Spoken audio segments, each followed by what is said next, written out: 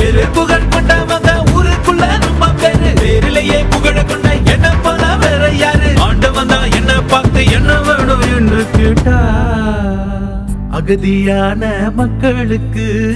அமைதியான நாடு கேட்பேன்.